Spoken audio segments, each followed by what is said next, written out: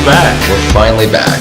Episode 5. But let's not call it that. Let's call it episode 1 of a new era, aka the summertime. They said that for Star Wars too, and look what happened to that. We could be better than episode 1, 2, and 3. 3 was awesome. Anyway, I'm Sean. I'm Nick. And we're back for 4ES on a much delayed podcast. It's all school's fault. This time it's not a lie. It was actually because of school. We were both very busy getting our degrees and such, so we're happy now that school's over. We're hoping we can give you weekly podcasts or bi-weekly, hopefully. But that's why we introduced the blog and the status system, just so we can get more information out. Which, by the way, if you're listening to this right now, please like our Facebook page. Follow us on Twitter.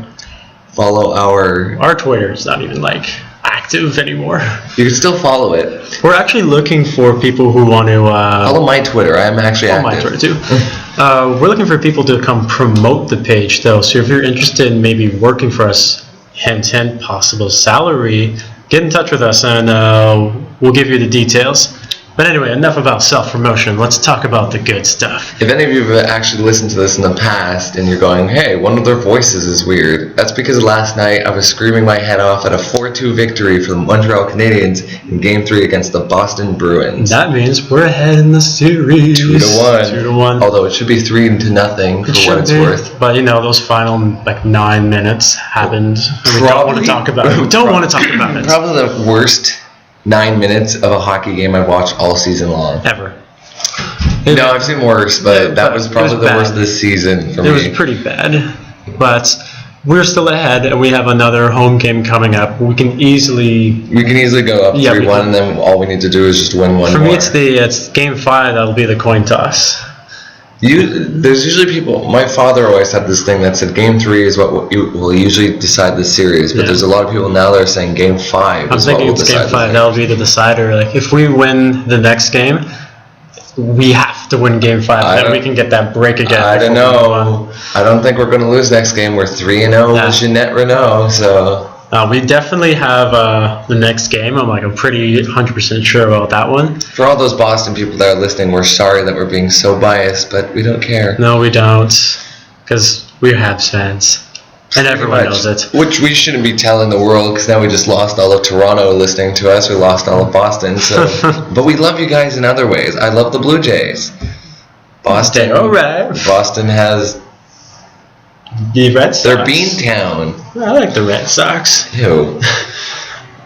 If I had to pick a team. Anyway, congratulations to the Montreal Canadiens on a great win last night. Congratulations to PK Subban for showing all haters that he's that good. So shut up, you racist pricks. Exactly. But, pretty excited. We got a good atmosphere, and no cop cars burned. Hey! I think ever since we did that in 2007, 8, it's whenever we beat the Boston Bruins the last time. 2008, I think, if I'm not mistaken. I was still in grade 11. I think, it was 08. It was such an annoying moment to see us first round flip the city upside down. Then there was another one, I think, in 2010 or 2011? The thing is, something like that? But we didn't. In 2010, we learned. The cops figured it out, just where to keep the Habs fans away from St. Catherine Street. And they also said, let's keep an eye on St. Catherine Street for those people who aren't Habs fans, who, for what it's worth, are the ones who caused... Anarchists! They caused the riots. Yeah. And you know what? We swept Tampa. City didn't blow up. I think if we can beat Boston this round, we still won't blow up. We've learned after 2010. Let's get a bit further. Plus, we have that law that was put into effect from the student strike. If a mass assembly of people could be illegal. So yeah, thanks for that law. Yeah. So I guess with the combination of those two things, we'll be on the good side. I think we also saw from 2011 when Vancouver decided to show how dumb they could be in a riot by showing their faces, by tweeting, by Instagramming, by Facebooking, everything that they're doing. Everyone who got caught by the cameras, the phones, and everything, you deserved to get in trouble. So I think Montreal kind of saw it's harder to be dumbasses now because people will see us, and it's a lot easier to find faces. Technology. Well, Speaking of technology... I saw where you went there. Oh, yeah. No one can see us finger waving, but I'm doing it. He's totally finger waving right now. I woke up this almost afternoon, and to my amazement, I was looking over onto the side of Facebook, and there was the announcement of more Pokemon games. And if I could flip this desk right now, I would in happiness. Exactly. The games in question are going to be remakes of the Ruby and Sapphire games from the Game Boy Advance era. They're going to be called Alpha Sapphire and Omega Ruby. Ooh. Now the question is right now, and like there's no footage, there's no pictures, no nothing. Will this be the 3D world like it was in X and Y? If so, I might just combust and die of happiness. I'm gonna buy it anyway, but for what it's worth, it's most likely going to be the 3D world. I think so, or else what's the point of rebooting it just to make it like a shiny? Last year's Montreal Comic Con, I met a guy who was a big Pokemon fan, and he was walking around with his 3DS, and we were talking about X and Y and when it was coming out and how excited we were. And he said how the plan was, seeing as we had Soul Silver and Heart Gold, Pokemon Black and White 2 came out. You know, you've got what was the other title? Platinum came out. Yeah. And yes, I understand that they came out with the Emerald version, but they decided Soul Silver did so well as a remake for the DS, which I'd love the 3DS to do a remake of that. But or maybe make like a 2. But it's been but it's been a while since. Plus having something from the Game Boy Advanced era, which was what 2005, around 10 years ago, let's say for argument's sake. And I didn't even play Game Boy Advance. I didn't have one, so I haven't even played that series. I never played it because it was too late. I played Ruby Red, and that's another one that should go on the 3DS. You know, the original. And I always argued that expand from palette.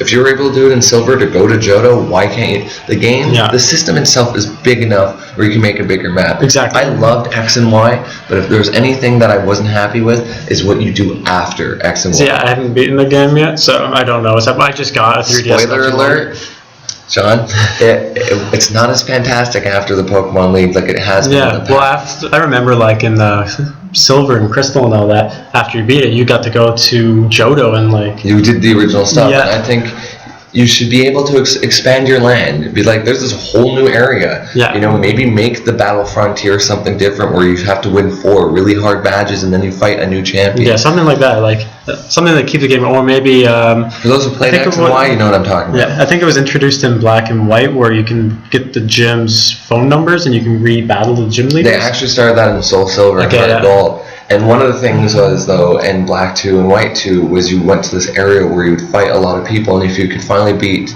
the champion of that area, I believe you got one of the original starters. I never got to that end. I ended up restarting my Black 2 recently. They have something like that in X and Y, though. It's like that battle tower thing, like the chateau. Yeah. So the thing is, that was great for training, but it came before. I find that if they can do it right with Ruby and Sapphire, granted, for you and me, it'll be pretty much a brand new game. And hopefully with the technology, like, I hope we're not limited to going backwards with the Pokemon. I don't think if it's for the 3DS... Yeah, hopefully we have... it's going to be for the 3DS. It's going to be 3D. Yeah, the 700-something type Pokemon. Yeah. Like, I don't think... Hope we're not going back to like 400. Oh, no. Like that. We're not going to go back, but what's going to happen is we're going to be limited. This is what they did for Heart Gold and Soul Silver. You were brought back to the limit of 250. Then when you won, they exploded. And that was the other thing for Black and White at the beginning. It was regular. For the games that brought new people, it was regional new Pokemon, completely new Pokemon. Then they brought the ones after, so you get the national decks. It might have been Pearl, where you only got the Pearl people. So I think what they're going to do for this, and I'm kind of hoping, because for, how many times do you want to see a freaking Geodude?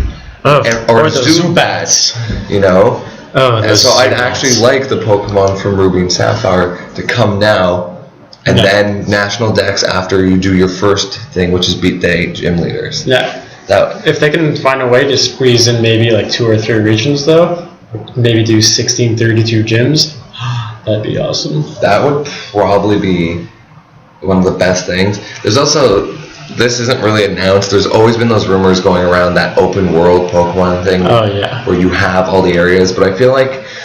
I would like to see that, but have the camera behind him as opposed to like above him. Think like a third-person game. That would be cool. Yeah, like Grand Theft Auto or something like that, but like make it in Pokemon. I think one of the other things too is that after they finally left the Japan region, because if you ever look at the map, There's people that have compared the certain regions to Japan. of the first couple of games. And X and Y had a European vibe to it. X and Y was totally European. They even talked about a Great War, which could even, although it has nothing to do with our but history, subtle references to World War II.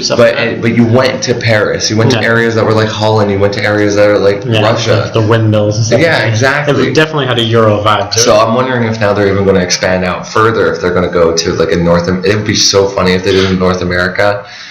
I'm doubting it, but I'm wondering if you can at least make a game where it'd be amazing. This was my plan. You make a 3DS game or the DS in the future.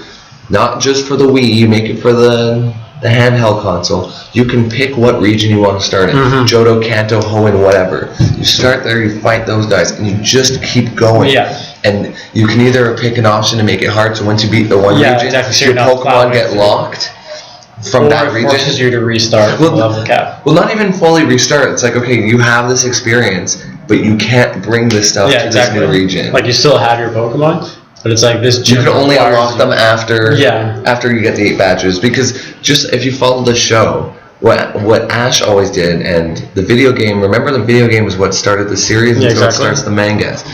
But when you watch Ash in the show, he would only in certain regions only cap the regional Pokemon, except for Pikachu. And would win all the gym battles without calling Charizard, who was arguably his strongest. But then when the Pokemon League would come around, he would bring on whoever. If he knew he needed Muck over, the flower he caught, he was going to bring out Muck. And he always brought back Charizard. I mean, in Johto, he brings back Charizard to beat Gary's Blastoise, which logically shouldn't have happened. But don't ask, don't tell. But I think you could do something like that where you lock it in for the time being, and then that way you do all the regions. Hours and hours and hours and hours of gameplay. The possibilities could be endless. Or you could make, if you want to be that way, if you want to get more sales, make 2 games. How many regions are they at now? Are there 6, I haven't even played the Ala game, so I don't even know. Probably around 7 though. If you can get to 8 regions, then one game, you split them up. So one game would be Johto, Kanto, and then maybe 2 of the newer ones, and then the other one would be 4 other regions, or split them around. So then either you have to get both games, you still have to trade with the people, but you would still have 4 regions to play around with. Yeah. Nintendo, I hope you heard that. Anyway, we're going to be talking about...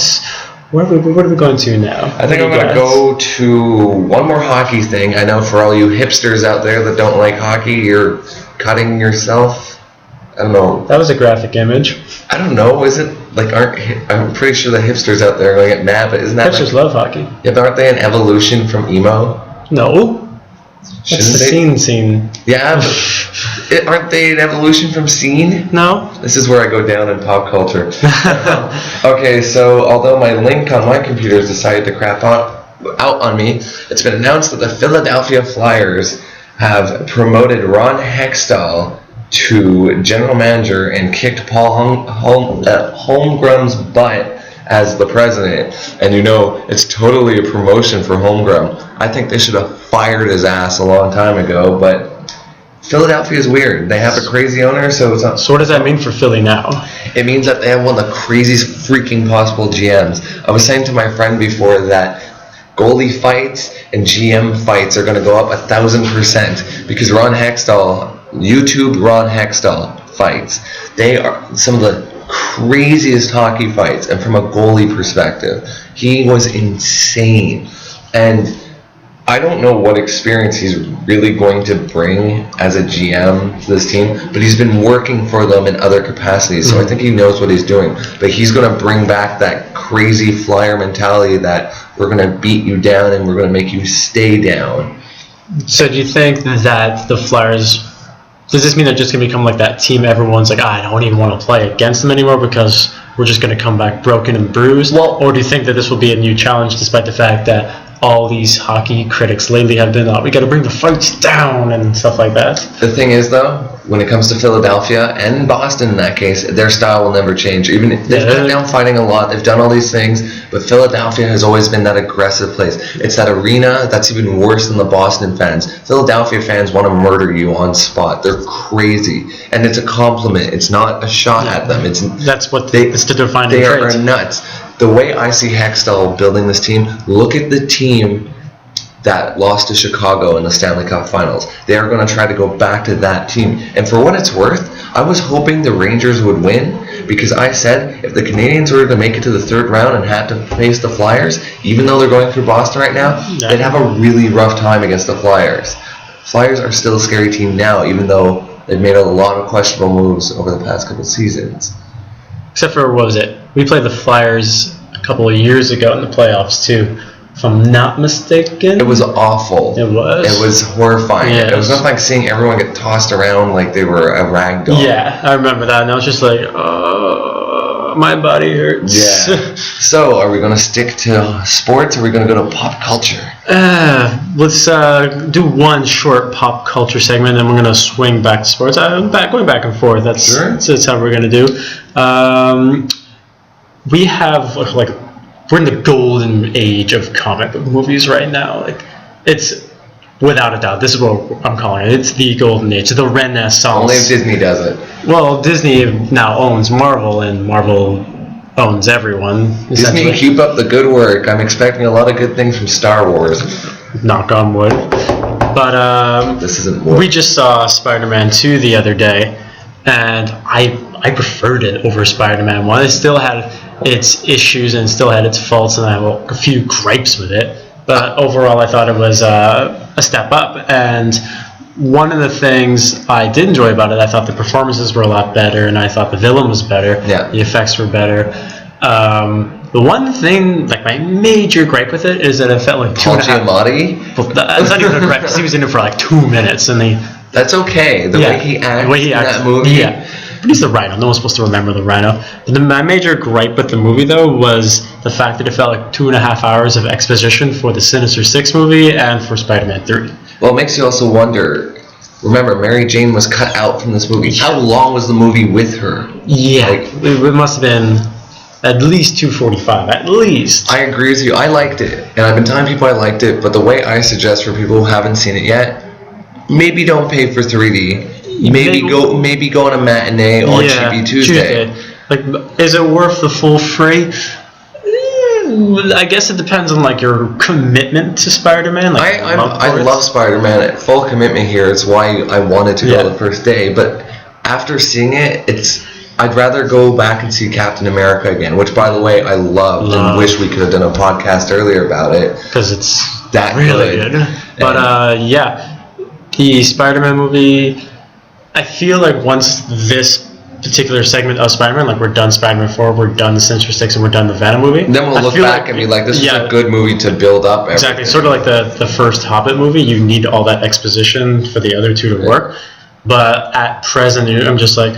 And for those who read the book, the comic books, and know the storyline with Peter Parker and Gwen Stacy, do not expect the unexpected. Exactly. It's what you think it is. And you know what? That's going with the storyline. Yeah. And speaking of storylines, though, just to segue a little bit into another topic about comic books, X-Men: Days of Future Past.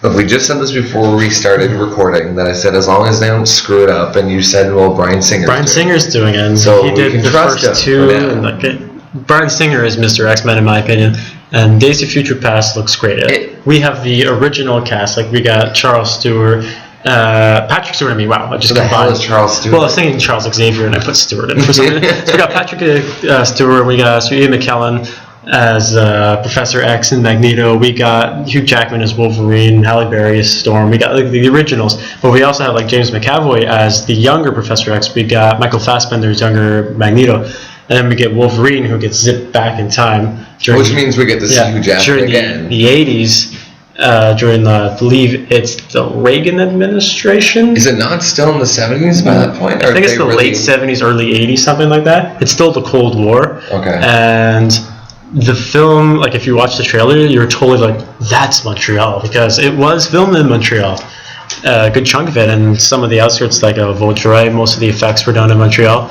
And I just think it's really, really, I'm really excited for it. I think so am I. Honestly, if you only have money for Spider-Man or X-Men, wait. X-Men, yeah. I think this will be the movie that will challenge Captain America for comic book movie of the year. Depending on how Guardians of the Galaxy turns out. I think that'll be the wild card, but I might associate that more as a sci-fi than a comic book movie, just because it's so new and but it's still in relation to the comic book. But it has no property right now. It has no relation. Like people go Captain America, and like I've known Captain America since like the 40s, for example. But Guardians of the Galaxy, no one knows really who they are. So. I'd be careful with that because there is a big Marvel group that do like the obscure different things. Yeah, I think exactly. It's more obscure, but I think that's more like a niche market right now. So I think it'll be a comic book movie, of course, naturally, but I think it'll be a sci-fi comic book movie before anything. My thing about Spider-Man, just going back, just for those, this could be a spoiler, but I doubt it's going to be a spoiler, but just a heads up, if you don't want to hear about it, maybe fast forward 5 minutes, but it won't be 5 minutes, but I'm just saying,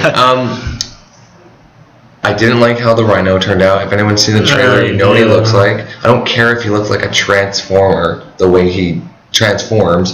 Literally, he looks like a transformer.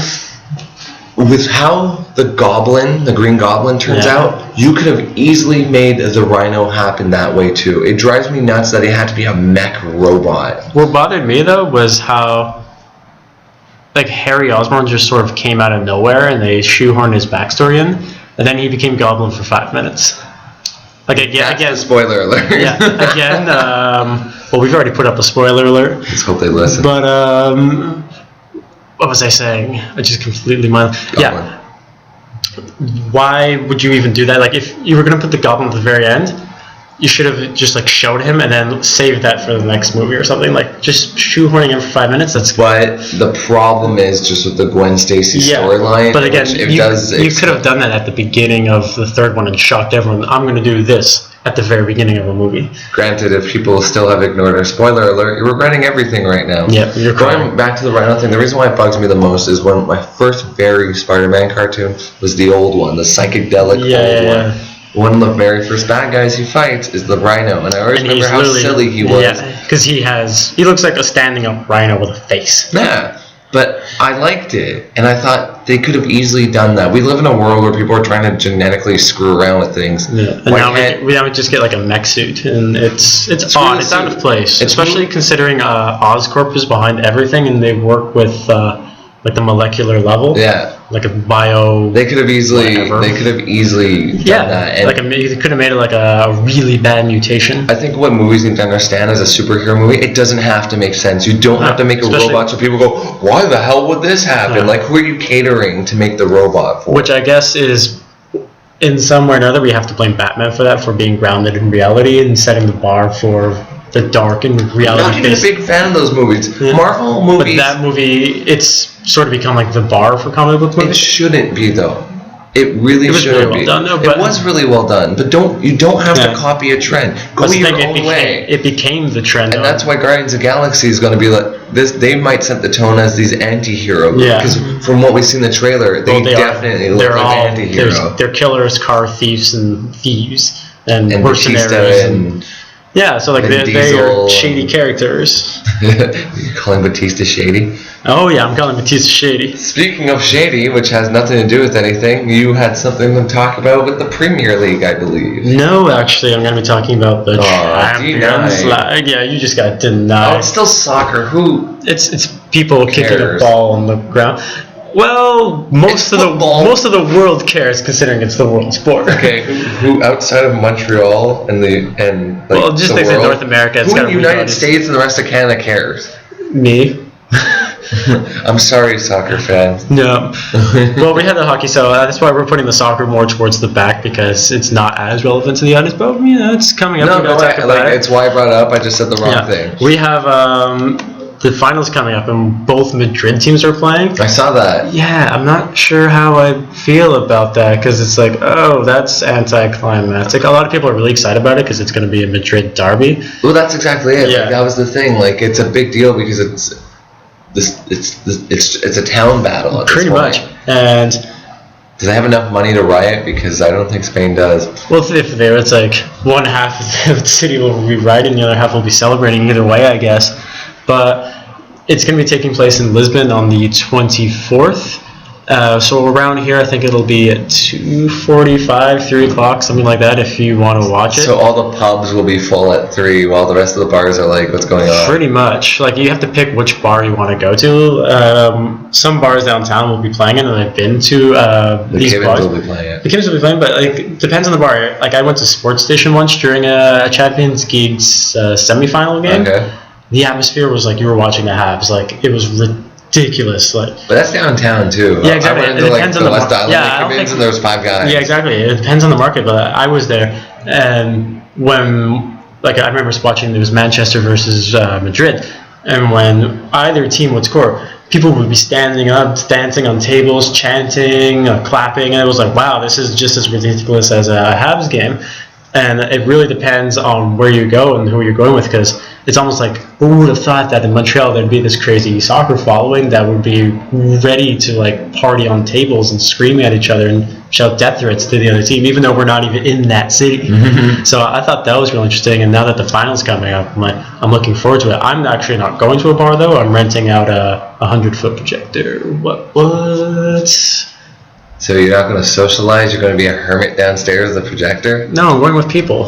We're going with like 15 people. We're renting out a room. Oh, okay. Yeah, just to make life a little easier because we don't have to worry about bookings and stuff like that. Okay, that makes sense. Either way, that's exciting. And that's sort of like a preview for the World Cup, which will be launching in June. Which will be our time zone, so yes. Which means we can go to the our time zone. Plus or minus 1 depending on where the games are. Oh no! So, exactly. Oh no! Instead of watching a freaking final at 12 in the afternoon, we could watch it at 8 at night and actually drink. Well, some of the games will be on at 1 o'clock in the afternoon. That's fine. Yeah, and some of them will be on at 5 o'clock in the evening. It's the only time ever I watch soccer or glance at it or analyze it. Do you have any teams you want to win? Only my background, so England, Italy. I don't think Italy's going to go very far. If Ireland or Scotland had a team in, then I'd be cheering for them. But England and Italy for me, realistically, just because of like the players. I'm actually going to go for Portugal. I'm looking at Brazil right now. I don't have the list of teams. Yeah, right now. I was looking at it the other day. Brazil is a favorite. I say Brazil because it seems like they might die if they don't win. Argentina has a chance too. It's true. Yeah, and I will say the Germans have a good chance. USA, if they can survive, they usually make it to the round of 16, sometimes top 8. Oh, you never know. You never know. Well, you never know, but I wouldn't hold my breath. But we'll talk about this. I'm talking a little more. But we'll talk about this a little more when we get there. We'll make Champions League. Then. Yeah, Champions League will be starting not Champions League. The World Cup halfway through June. I believe it starts on the. So what we'll do? 15th of hopefully June. We'll get a podcast before then. We'll make our picks, and we can even write about our picks and put them up. Yeah, and if you guys want to challenge us and make your own picks, you know where to go. So it's send it to the 4ES website, which is also part of a WordPress, and we'll put the link below on the YouTube. And maybe on the what's the other thing called? The SoundCloud. Oh yeah, SoundCloud, that thing. And then hopefully we can put links there to that, or you can always tweet us who you think is going to win, or you can tell us on our Facebook page. Yeah, we got stuff to do. Anyway, what else are we going to be talking about? We only got a couple more topics. Oh yeah. Okay, this is going to be long and quick because the series... Long and quick, that makes no sense. Long and quick. That's what she said. Because it's going to be a very long story, but it's going to be... I'm not going to explain anything. Sure. I meant short and quick, I'm sorry. I'd like to cut that, but I know we won't. Nope, that's staying in. Anyway, the Marvel Agents of S.H.I.E.L.D. is almost over. Yeah, next week is the finale, finally. I know you stopped watching it. You've seen it here and there. It got better when it actually worked around the Captain America story. Does that mean the show has to be tied to current events in the movies to make it good? I mean, yes. Yeah, but that's its ultimate weakness then. Because my problem with the show from the beginning was this. The cast is good now, but at the beginning, Coulson's the only... They bring him in because he's familiar. Right. But to us, Coulson was the annoying-ass character in Thor who you wished he squished with his hammer. And Iron Man. And Iron. He was an obnoxious character. Yeah, he was cool in Avengers. He only got a little bit cool in the Avengers because they were on the same side this time. But Thor, I was just like, dude. He was obnoxious to me. Yeah. So that was one... He was like that thorn in his side. Exactly. And so for me, I liked him because, again, he was familiar, so I'm like, okay, I can like him. the girl that plays Spy, she's very attractive, and she's not 100% perfect. She, like, you can see it with her teeth. So she's very, and I don't mean that in a bad way. She is the most attractive one in that show. Of course. And she shows that we all have our flaws. And you know what? She's just as cute. Yeah. Plus they have her male counterpart. I can't even remember his name because it's been that long, but he's spoiler, part of Hydra now. He's part of Hydra, and they've explained a bit of his backstory yesterday. And I'm not going to go really too much into the show. I'll talk about this more when the show is over after next week's long special. But to me, the problem with the series, Fitz and Simmons drive me nuts. Yeah, those are the two British people. Like, they just feel They're probably very nice people. But the characters just feel really out of place. They're really I'm not sure if it's there for, like, a kid appeal. I don't know. That's what I'm leaning or towards. Like they're like the love group. It's annoying. They brought in another character who's an actual agent who can fight, who can shoot a gun, who's not afraid. But he's basically replacing the guy who went his part of Hydra. Yeah, I know, but he's a good character. If they make a season 2, he'll be there, and I don't mind him either. Unless he gets capped in the end. But the problem with the show is that if you've ever read a comic book, there's always a hero around, and they've had to deal with some major big things that S.H.I.E.L.D. would deal with without a hero. That's bullshit. There would be heroes around. Yeah. When they're running around Hydra, there would be heroes helping them. You know, the Agent of S.H.I.E.L.D. show would be the perfect chance to, like, segue a new character into the universe. Like, they created one for the show. I don't know why. Deathlock? Yeah, he's made for that show. But they can easily grab one of the lower tier characters. Like, they can make Hawkeye or something like that part of the show. They could. Maybe it's because it's Jeremy Renner. Yeah, but like someone that's like a little lower down the ladder. Like, I'm not saying get Captain America to come into the show, but get someone who's a little lower down who hasn't started yet that Marvel is proper to, and you can make him show up 6 times in the season or something like that. Like, or you can get Agent 13. You can get agents that matter. Like, they get Sam Jackson showing up every now and again. Like, he's going to be in the finale show. Colby Smulders was in it. And I agree. You can bring in some of the heroes that will help them. You could bring in Wasp. Yeah. Well, they brought in Lady Sif, and that was probably the biggest thing that they brought from the universe over.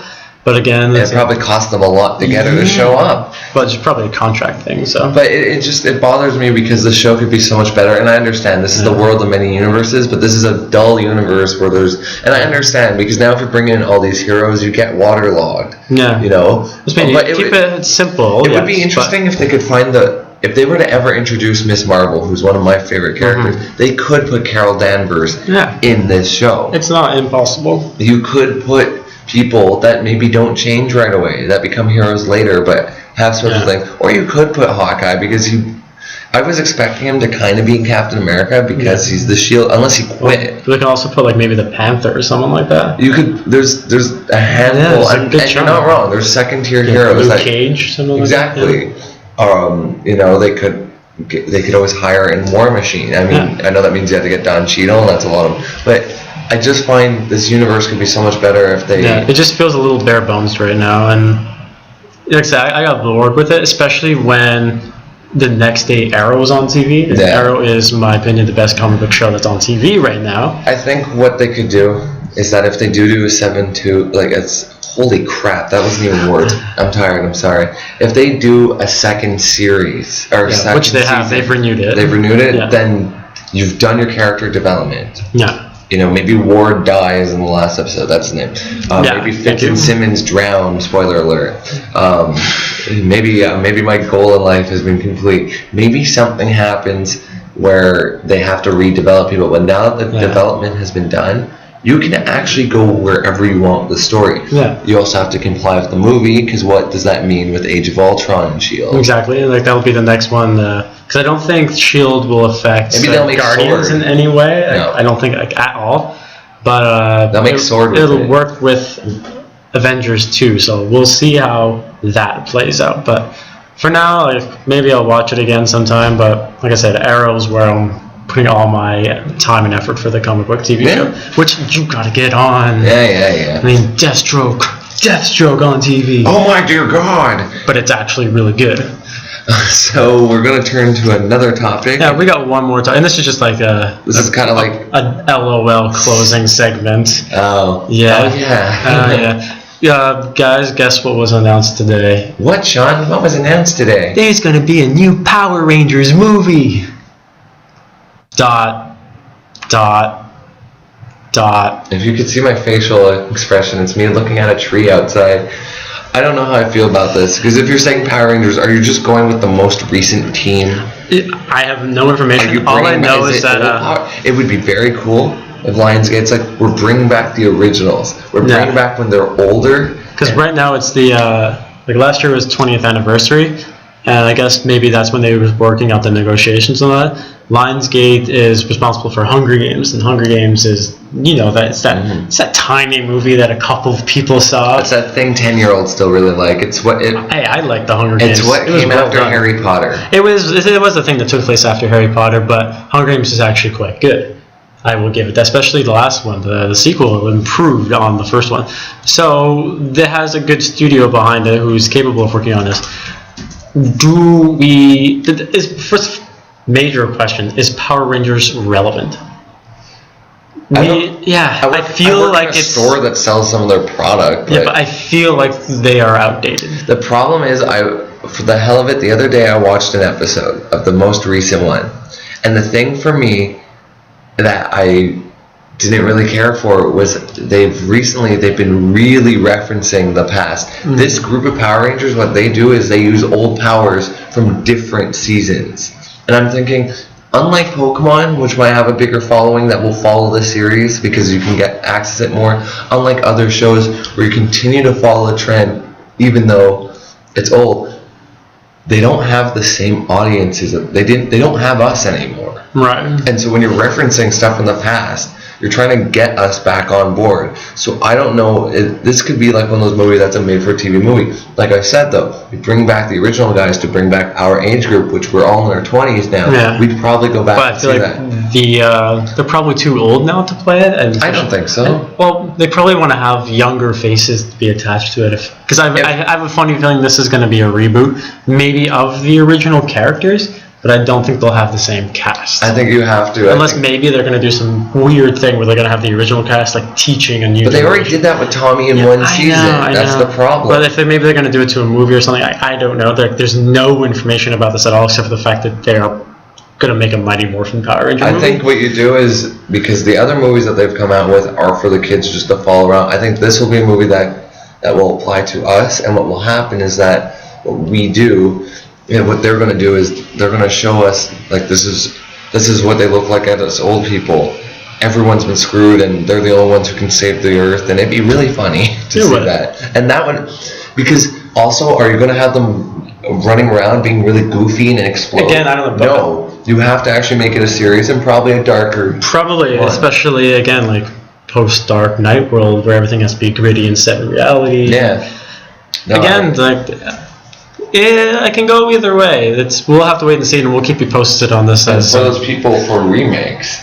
Remakes or sequels? I don't know what you call Jurassic World. I would call it a sequel. I feel like by calling it Jurassic World, they're trying to get out of the Jurassic Park zone. Yeah, but I feel like it's still a sequel because they're acknowledging prior events. The plot is unknown. The director is an unknown. I've had more directing experience than him. Colin Trevorrow. He's done one short. But cast list is already out. Chris Pratt is playing Owen. Is the lead. He's in the Guardians of the Galaxy. He's going to be playing Star-Lord. Let's see. Vincent D'Onofrio, who looks like someone I've seen Vincent D'Onofrio, he was in 30 Days of a Night and a couple of other things here and there. He was in Brooklyn's Finest as well. Just running things off the top of my head, but 30 Days of a Night would be. But he was in X-Men Origins as well. He was Stryker. I also think this is a reboot because you're bringing in a different cast. Yeah, I would like to see Ian Malcolm and Ron Grant. They're not doing it, but they all say they're not doing it because for the longest they're all saying they're not doing it, but from what I understand, they're acknowledging prior events. That's why it's Jurassic World, because the islands have now evolved naturally on their own and they're expanding.